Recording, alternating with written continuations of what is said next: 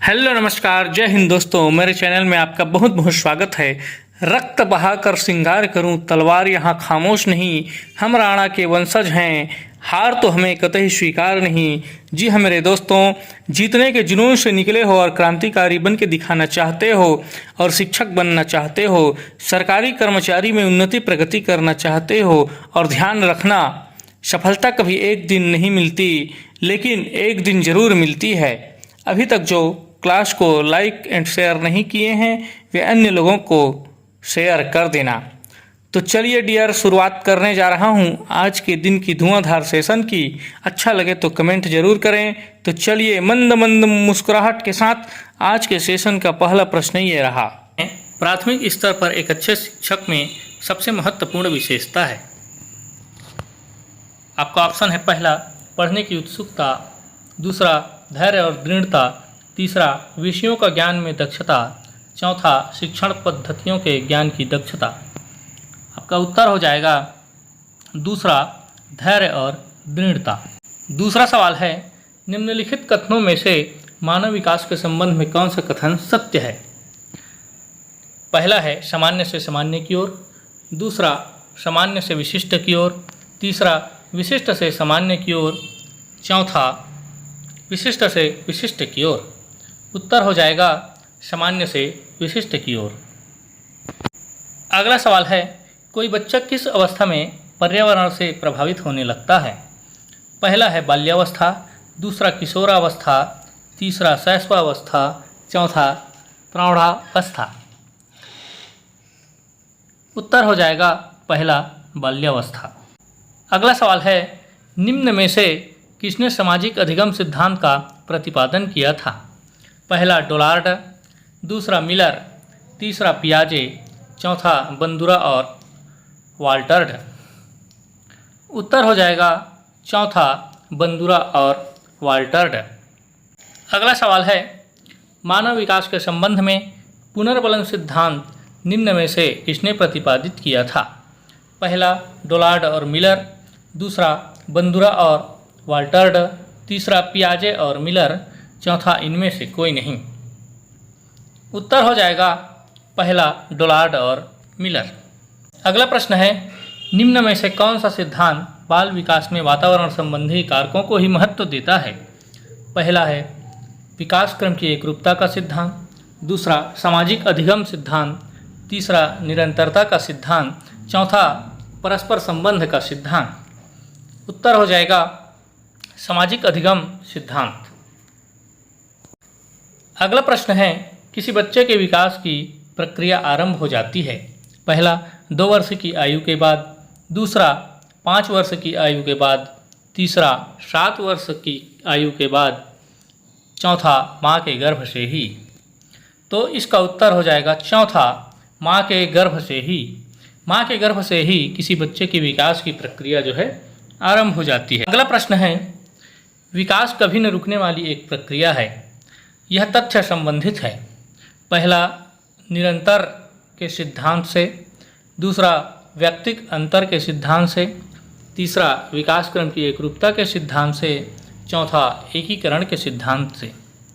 तो इसका उत्तर हो जाएगा निरंतर के सिद्धांत से। जो है कि विकास कभी न रुकने वाली यह एक प्रक्रिया है, यह तथ्य जो है निरंतर के सिद्धांत से जो है संबंधित है। अगला प्रश्न है विकास की दिशा होती है। पहला है निश्चित, दूसरा अनिश्चित, तीसरा निश्चित व अनिश्चित दोनों, चौथा है उपरोक्त में से कोई नहीं। इसका उत्तर हो जाएगा निश्चित होती है। विकास की दिशा जो है निश्चित दिशा में हुई चलती है। अगला प्रश्न है आपकी कक्षा की एक छात्रा रजनी की लंबाई पिछले वर्ष की तुलना में लगभग 6 इंच बढ़ गई है। उसके इस परिवर्तन को आप क्या कहना चाहते हैं। तो पहला है रजनी का विकास तेज़ी से हो रहा है, दूसरा रजनी में वृद्धि तेज़ी से हो रहा है, तीसरा रजनी ज़्यादा काम करने लगी है, चौथा रजनी पढ़ाई में कमज़ोर होती जा रही है। इसका उत्तर हो जाएगा दूसरा रजनी में वृद्धि जो है तेज़ी से हो रही है। क्योंकि रजनी का विकास तेज़ी से हो रहा है, ये पॉइंट जो है नहीं आएगा। रजनी ज़्यादा काम करने लगी है तो काम इससे संबंधित नहीं है। रजनी पढ़ाई में कमज़ोर होती जा रही है तो ये जो है पढ़ाई से संबंधित नहीं है। तो बढ़ रही है तो रजनी में जो है वृद्धि तेज़ी से हो रही है, ये जो है दूसरा, रजनी में वृद्धि तेज़ी से हो रही है, ये सही उत्तर है। अगला प्रश्न है, विकास का संबंध निम्नलिखित में से कौन सा कथन सत्य नहीं है? विकास का संबंध में निम्नलिखित में से कौन सा कथन सत्य नहीं है? पहला, विकास की प्रक्रिया एक निश्चित दिशा में होती है। दूसरा, वृद्धि और विकास की क्रिया वंशानुक्रम और वातावरण का संयुक्त परिणाम है। तीसरा, किसी बच्चे में वृद्धि और विकास की गति को ध्यान में रखकर उसके आगे बढ़ने की दिशा और स्वरूप के बारे में भविष्यवाणी नहीं की जा सकती है।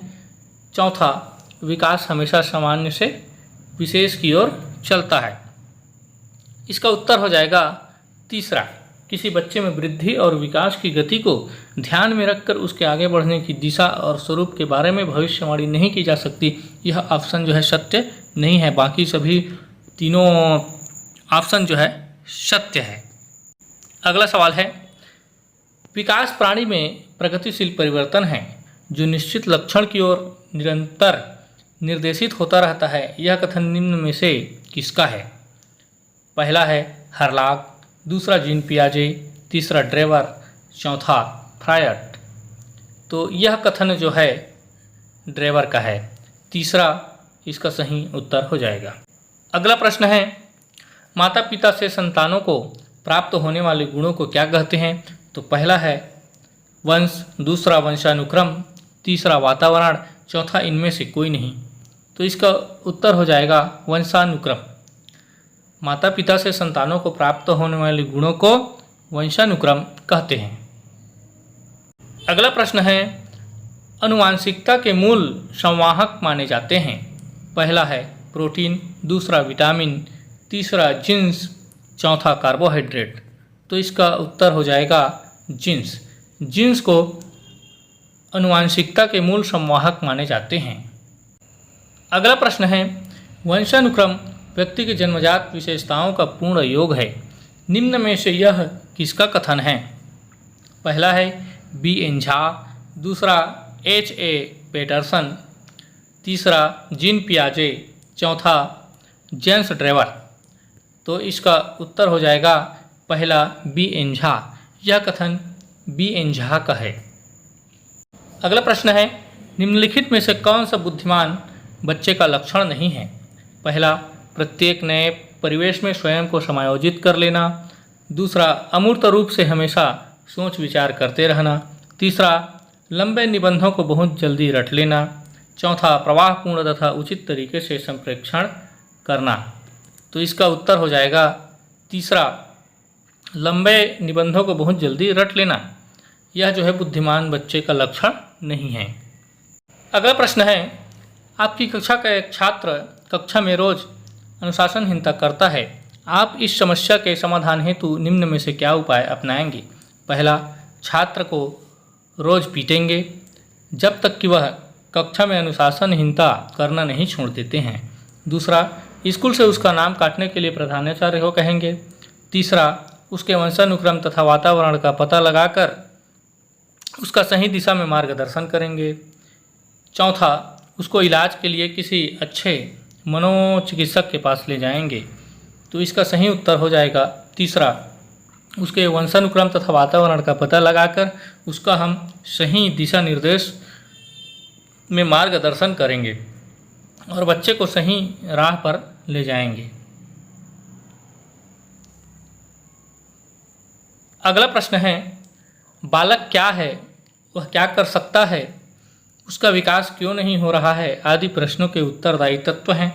पहला, वंशानुक्रम, दूसरा वातावरण, तीसरा है वंशानुक्रम तथा वातावरण दोनों, चौथा इनमें से कोई नहीं।